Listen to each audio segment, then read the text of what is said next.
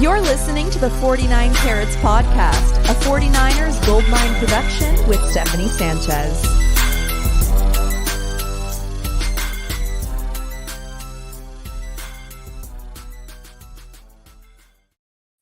What's going on, everyone? Welcome to another edition of the 49 Carats Podcast. I'm your host, Steph. It is Sunday, January 7th. The 49ers just finished their regular season, their finale of the regular season against the Rams, and it seems that the divisional streak is no more. The Rams did take that win and thus ending the 49ers streak against the NFC West. Joining me to talk about the game is none other than Marco Martinez. How you doing today, Marco? How's it going, Steph? Haven't been on with you in a while. How you been? No, it's been a minute. But I've been good. As I said before we went live, just busy but good. So no complaints.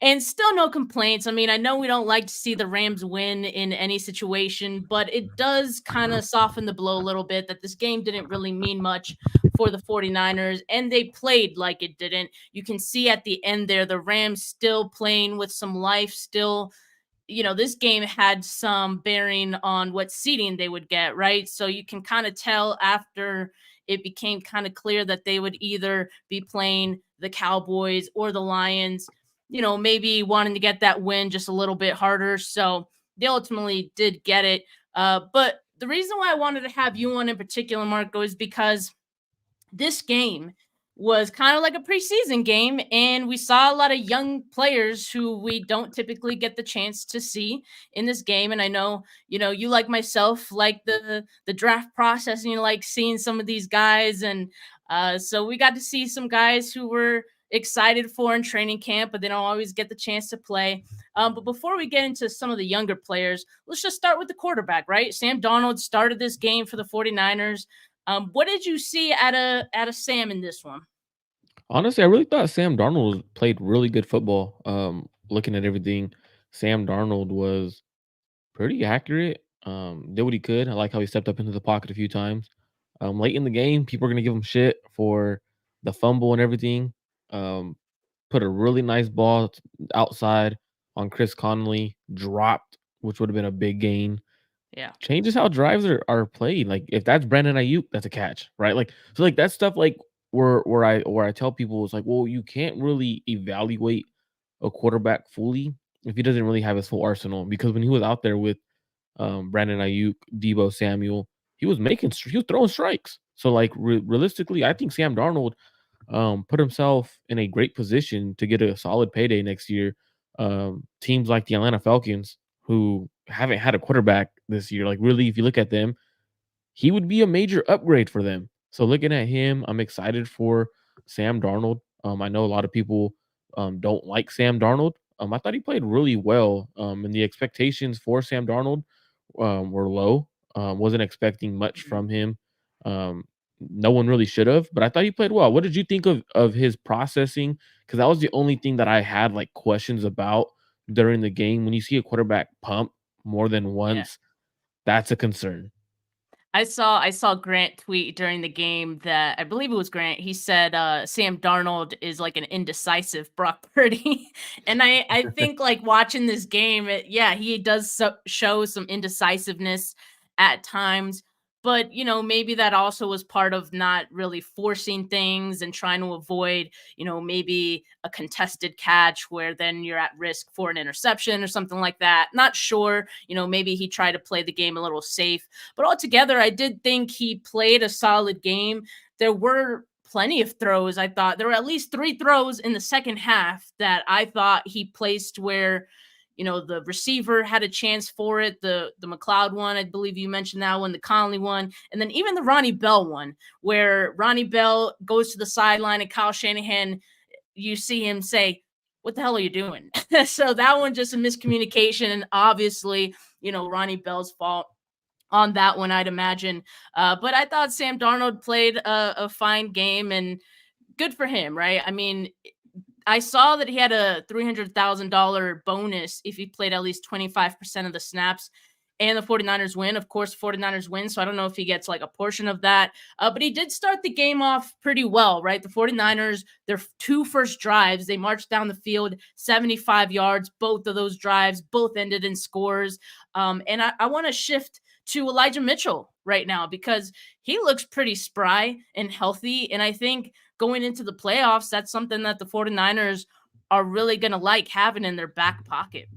Yeah, absolutely. I said it a couple of weeks ago too. I tweeted it out like if the 49ers to get Elijah Mitchell, Jordan Mason going, get that running attack going, and it's not just fully Christian McCaffrey. I think it takes this offense to a whole nother level.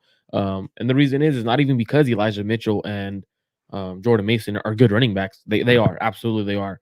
But the reason I think it makes them even more explosive and more of a higher powered offense is Christian McCaffrey when he has fresh legs is a different running back. Like we've seen from the beginning towards the end of the season, some of those runs towards the end of the season that went for 30, 40 yards are 75-yard house calls week 1. So if the 49ers to keep him with fresh legs, I think it's going to be one of those ones where we're going to see a different kind of Christian McCaffrey come first week of the playoffs, divisional round. I think that's where it's going to be exciting to see. I thought Elijah Mitchell a couple of times in pass protection was a little concerning, even towards the end where Mm, Sam Darnold got sacked, I believe, or yeah. ends up taking out his tackle, trying to chip. Can't do stuff like that. I felt like on one of them too, where blitzing linebacker might have been a safety, was coming in the middle, doesn't pick him up. Sam Darnold luckily is able to roll out, get rid of the ball. I just felt like the entirety of the game, I thought the running back position was very good. I thought Elijah Mitchell and Jordan Mason played a really good football game. But pass pro, they could be better. And I think that's where Christian McCaffrey puts the stamp on why he is such a great running back. Yeah, everyone's like, why is Christian McCaffrey playing every single snap? Well, that's probably one of the better reasons. But Elijah Mitchell finished with 52 yards. That's 3.7 yards per carry. So actually not as efficient as one might think, but still, I thought it was a solid day for him. Jordan Mason, on the other hand, 6 yards per carry. He just had 6 carries in this game for 36 yards. Kind of surprising Mhm. for me, honestly, that he only had 6 carries, given the fact that Christian McCaffrey wasn't going to play in this game. I actually was a little surprised that Mitchell had as many carries as he did in this one. I know a lot of people get frustrated with the lack of involvement for Jordan Mason. I've always felt like clearly it's not for the lack of talent that he has as a rusher. I mean, that's pretty Mhm. clear as day. But obviously, I feel like there's something he's doing without the ball in his hands. You mentioned pass protection. Like, could that be one of the reasons why Jordan Mason's not getting the opportunities? I just can't think of anything else. Yeah, absolutely. Like we did see Jordan Mason get a catch, one reception for 12 yards. Looked good after the catch. So it's like it's Yeah. not because of his route running ability. Like he could run routes out of the backfield. It's in my opinion, I think it's pass pro. When you look at the 49ers in pass pro, you have to be on target because one, the right tackle situation is a mess. You have guards who mm, they're not playing the best football, but they're doing their Yeah. job. So like it's not as bad as we actually like a lot of people talk about. But when you have guys who are supposed to chip or pick up a block and they're missing it or they're going the wrong way, you can't have them on the field because now that's a recipe for disaster. Reason why Brock Purdy got hurt last year. Like the reality is you miss a block, stuff like that happens. So I think that's why we're not going to really see Jordan Mason on the field unless it's a first down, running down situation, or maybe possibly a 3rd and 1 because he's more of that power back. But even then, Christian McCaffrey is a power back as well. He's a speed and power back. So you're not going to see Jordan Mason, and I think we'll most likely see Elijah Mitchell. So I think that's kind of why Kyle Shanahan gave him the bulk carries today. Also, Mitchell is can be characterized as a rhythm rusher, right? Like he Mhm. kind of needs to get in the groove. So maybe this groove that he's been in these last 2 weeks will kind of help in the playoffs. And I would assume he gets a lot of involvement then, like you say as well. Let's shift to the defense really quickly. I was actually pleasantly surprised with Taylor Hawkins. I know in the past, we've seen him in training camp. he's very active. He's a ball hog. That's his nickname, right? Taylor Ball Hawkins. And he had that diving interception. And this was his NFL debut, right? Like we've seen him in preseason games. I believe it was earlier in this year's preseason that he had an interception. So I mean, just a cool story to see him. Maybe a rough fourth quarter for him in this game, but I thought it was cool nonetheless to see him get that interception and see him make some plays early on in this one. I was super pumped for him because during the preseason and training camp, I thought he should have made the roster. I thought he should have made the roster over George Odom. Now, I get George Odom is that special team ace the 49ers miss. Um, but when you look at the way the roster was built, you have Demetrius Flanagan Fells, D Yeah, Winters. These are special team guys. It's like in reality, they're not going to get much reps. They're going to be special team aces for you anyways. Hawkins plays good special teams, but he's also a good safety. It made no sense for the 49ers to cut him. Now, the reason they did it was a hand injury. If not, I felt like he would have been a player that made the roster over George Odom. That injury, they kind of felt like they could stash him on the practice squad, and no one would claim him, which they were right. Ends up playing first game around the ball quite often, was fitting the run really well. And that diving interception was phenomenal. Like you don't see yeah, players make that kind of correct. catch. Like most of the time, like Hmm. it's dropped and they're acting like they caught it, and they're celebrating. Like, bro, chill, you didn't catch it. He caught it. Phenomenal play. Um, I agree. I think the fourth quarter he wishes he could have back. Like he wishes, hey, you know what, Kyle, watch the first through third quarter, and then you guys could see how good of a football player I am. Don't really watch the fourth quarter, right? But that's kind of happens when you're a rookie. We've seen Hmm. other rookies on the 49ers make rookie mistakes. For example, Darrell Luter, Yeah. during one of Hmm. the a big 17 or third and 17 Third and gives up 17. Yep. gives up a big play because he hasn't seen that a high and low in the NFL yet, so he doesn't really understand the speed of the game. Doesn't go with the deeper guy. That's a mistake. But I really agree with you. I felt like Taylor Hawkins had a pretty damn good game. Yeah, and we see Logan Ryan getting his opportunity. Part of that is because Jair Brown has also been hurt, so he started last week's game as well. I kind of wonder what his role may be going into the playoffs too. He carries a lot of experience with him. That might be something the 49ers like. I haven't seen anything like bad from him, but I also haven't seen anything like super good where it's like this guy needs to get like all the Yeah. snaps, right? So it'll just be interesting if the 49ers just go on the side of more experience in the playoffs. We'll just have to see how that shakes out, and hopefully Jair Brown, in any case, is ready to go for the playoffs. But while we're talking about the secondary, I mean, you mentioned Darrell Luter. Just had that one rough play. But Samuel Womack, who a lot of people were excited to see in this game, because we just haven't had a chance to see much of him. And seeing this game, maybe that's for some reason, right? Like maybe he's fallen out of favor for a reason.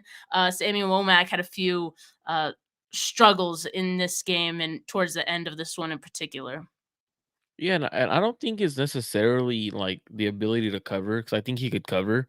I think it's more so like the physicality and like at the catch point stuff like that. Like even the touchdown that was caught by Tyler Johnson, the rookie for the Rams, like that was great coverage. Is at the catch point he's not strong enough, and at that point it's kind of something that was noticeable from him coming out of college, coming out of Toledo, I believe. So you look at what he did in college, very sticky in coverage, but at the catch point struggled a bit, and that's where he's struggling. Like he's in good position, he's not making plays, and I think when you watch him, he's definitely a guy that you don't mind having on the back end of your roster because he could do some things that are really good, like in coverage, but he's not the guy you want to be starting weekly. And I agree with Steve Wilkes and them not playing him and looking for Isaiah Oliver to play over him. That's understandable now watching him this week against a bunch of backups. I get why Isaiah Oliver is ahead on the depth chart. Yeah, it makes sense. And, it also gives me some worry because the 49ers are like an injury away from, having to go into the depth of their corners and having to see Isaiah Oliver out there.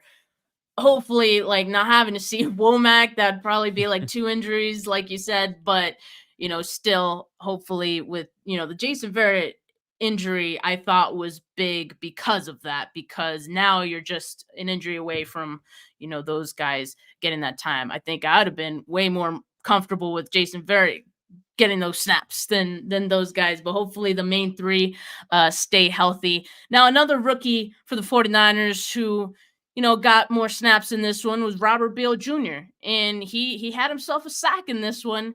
And I thought that was a great, again, in his debut, getting that opportunity and being able to make some plays out there. I thought it was interesting that Robert Bill Jr. didn't get more reps. To be honest with you, like I was expecting him to get the majority of the reps at the edge position. Why not? Like it's kind of Mhm. stuff kind of confused me. It's like Kyle and Steve Wilkes wanted to get the young guys reps, but then they also wanted to get a lot of the veterans reps. And that to me, that didn't make sense. Like Robert Bill not getting reps over Randy Gregory. We know what Randy Gregory is. Um, Chase over Young was out Chase there all Young. game. He was Like out there all game. that was to me, I was kind of I'm he was in like, at the fourth quarter. I'm like, whoa, if he goes down, who's yeah. opposite Nick Bosa the rest of it? Because Clean Ferrell had already gone down with a knee injury, ruled out right away. We don't know what that Mhm. injury is yet. I haven't seen it on Twitter yet what it is. But I was just like shocked. I was like, Robert Beal getting his first sack. It was cool, but the only thing that sucked is he didn't actually beat like the tackle for anything. Like it was literally just a boot action, read it right, smart play. I was hoping he would play better attacking the tackles. He really didn't. I was kind of disappointed in that. Run defense played well. I felt like he was pretty decent in that. His sack celebration, he needs to figure that out. Like you can't have that. What was his sack celebration? Like was he? I I don't know what he Hard was hitting doing. analysis. Like, that to me, like, your first career sack has to be, like you have to have that planned out, like, every player has that planned out, right? And his wasn't planned out, and I saw someone was like, "What was he doing? Throwing, seeds on the, grass? Like, what is he trying to fertilize the grass?" To me, that was hilarious, but hey, he got his first sack. Yeah, good for him. And you mentioned Clenin Ferrell and his injury. Yeah, he went out pretty early in the game. I believe that was after the first or second defensive drive the 49ers had. He was carted off.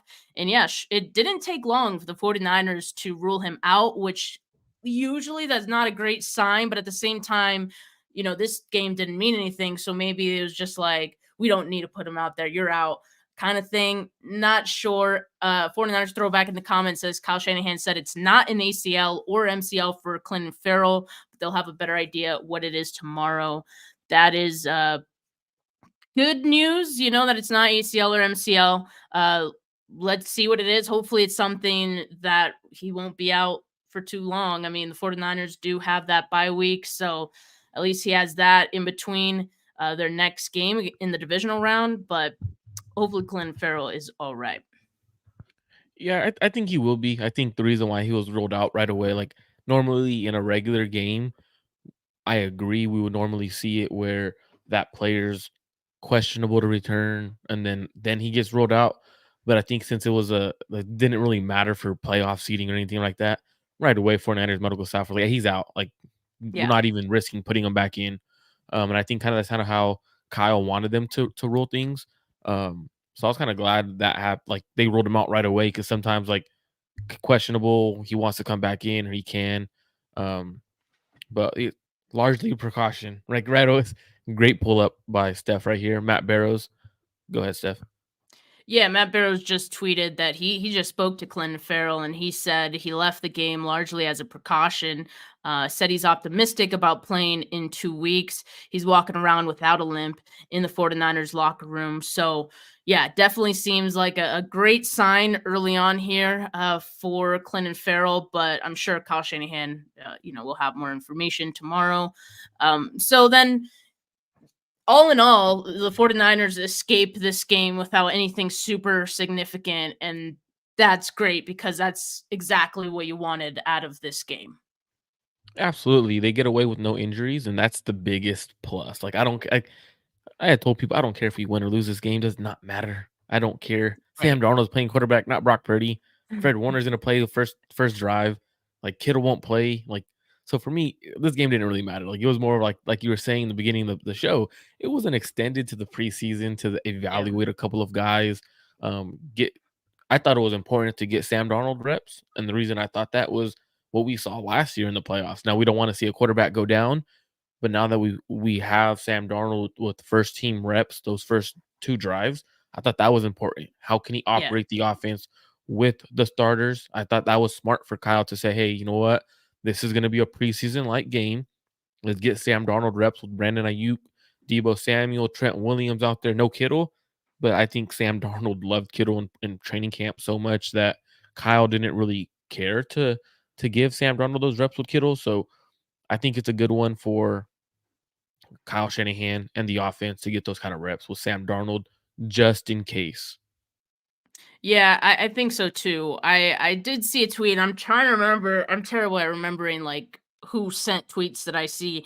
But someone was saying that like, oh, they want Darnold to play this game so that he doesn't have rust in the playoffs. And I couldn't tell if the post was like satire or not, but I don't know. Maybe there is something to that. If there's any situation where Darnold has to go in on the fly, you want to make sure he has some reps kind of recently so he's not rusty, I guess. But we talked about the injuries. 49ers were able to escape that. That's exactly what you want, all this stuff. The one thing that kind of is concerning now after this game is Jake Moody, because he missed a 38-yard field goal, and then the next opportunity he had after that was an extra point, and he also missed that. So this is now being we're back to square one where we were with Jake Moody, and that sucks because he had gone so long without it being an issue. He hadn't missed since the Cleveland game, right? Or was it the Minnesota game? I think it was Minnesota. Minnesota. So, and he had been perfect at Levi's up to this game. So, and he had been perfect on extra points up until this game. So, how much of a level between like 1 and 10 are you with Jake Moody going into the playoffs? I wouldn't say a 10. Like that's kind of harsh. Like he's gained some confidence from me in the sense of we got to see him play a good stretch of football where he was hitting field goals. Kyle was confident to send him out there. So I'm not too worried about that. But I would probably say like a 6, 7. I'm concerned. And the reason that is you don't want a player because his yips aren't just like, oh, miss one and okay, I'm back next one right down the middle. His yips are literally yips. Like he hits one and you see him They're put in his head down. bunches. They're in Yeah. bunches. That's why I pointed that out earlier. I was like, it's not really concerning that he's missing every once in a while because, kickers do miss occasionally. Mhm. Not everyone is perfect. Not everyone is Justin Tucker. But it's like when he misses, it seems like, and it's a small sample size, but it sure seems like they're in bunches. So I think that's a concern because that tells me it's mental. That tells me it's potentially the yips. Some people pointed out, all these kicks, and even the ones he makes, like they're always like right side, just barely Mhm. towing that line there. I don't know what that's about, but there definitely seems to be a theme with his misses.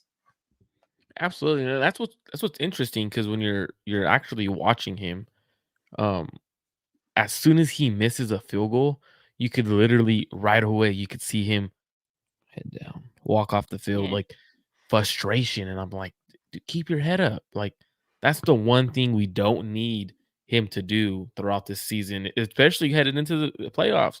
You cannot lose your confidence. Like, bro, be so confident that you feel like you could hit a 65-yarder down the middle to win the game. I was really hoping Sam Darnold led us into field goal position to give him at least a shot Right. to hit a Mm-hmm. field goal because now that kind of builds your confidence back up. um, Definitely going to be interesting come divisional round. First time he runs out there, whether it's a PAT, regular field goal. What confidence does Kyle have in him? That's the biggest concern to me. Like, does Kyle have confidence to kick a field goal, or is he going to go for it on 4th and 4 because he doesn't trust his kicker? That to me is concerning because you're giving a team better field position because your kicker can't kick, or Kyle goes out there. You know what? I trust him to hit a 50-yarder. he misses the 50-yarder, and now you're giving the team the ball at the 45, like or 35, 40. That to me is what could lose you a game deep into the stretch. Yeah, Kyle has shown trust in Moody, I think, even through like his yips and all that. But I would have really liked to see Moody get one other shot in this game. And I just almost can't believe that the 49ers couldn't even set him up with that before this game ended, because now you have that hanging over your head for the next 2 weeks till the next game, and the next game is a pretty big one, the divisional round. What's crazy is the 49ers aren't the only playoff team, at least on the NFC side, dealing with some questionable kicker play. They were talking about the Rams on the broadcast have dealt with multiple kickers. They have Brett Maher now, formerly of the Cowboys, and he's dealt with some things. Also, the Cowboys have been kind of dealing with some issues with their kicker as well. So it could be a very interesting playoffs, with the way this is going. But hopefully for the 49ers, it doesn't come down to, a very close game. But of course, this is going to be something, a topic that we touch on throughout the week, because for the next week, 2 weeks, we're not going to have too much to talk about, but I'm sure there'll be plenty of discourse regarding Jake Moody regardless. But Marco, before we get out of here, you have your own podcast and YouTube channel, Clutch Gene Sports. Tell us where people can find you. You guys can find me on Clutch Gene Sports on YouTube. Gonna start doing shows Wednesdays and Fridays. Planning on maybe possibly adding another day in there. YouTube, you can catch me there. On Twitter, Marco_Mart1205. You guys can also follow us. I know Steph writes for 49ers Web Zone as well. I started writing for the Web Zone as well. And I also do other sports for the Right Way Sports Network. So stuff like baseball, the San Francisco Giants, the Golden State Warriors, who are struggling right now. But shout out to Steph. Appreciate you for having me on. You're killing it. Love what you're doing over here. Hopefully the 49ers could figure it out, go win a Super Bowl. Their kicker could kick one right down the middle every time, so we don't have no stress. But throw this film away, and we're moving on to the playoffs, because this game don't matter anyways. Yeah, just for like research purposes, I'll probably give it a look just to see some of these young guys, see how they did, the all 22 and whatnot. But one last shout out to D'Amico Ryans, man, and CJ Stroud. What an incredible season, regular season they had for the Texans this year, and they're on to the playoffs, man. So yeah, good comment, 49ers throwback here. Definitely a shout out to them. Yes, 49ers, we're looking forward now. We're officially in playoff mode, and there's nothing better than that. So make sure you guys like this video. Make sure you subscribe to the channel if you have not yet. Hit that notification bell so you know whenever I go live, because as always, there's going to be great playoff content throughout this week. So make sure you stay tuned to all of that. But for now, have a good rest of your Sunday, folks. Peace.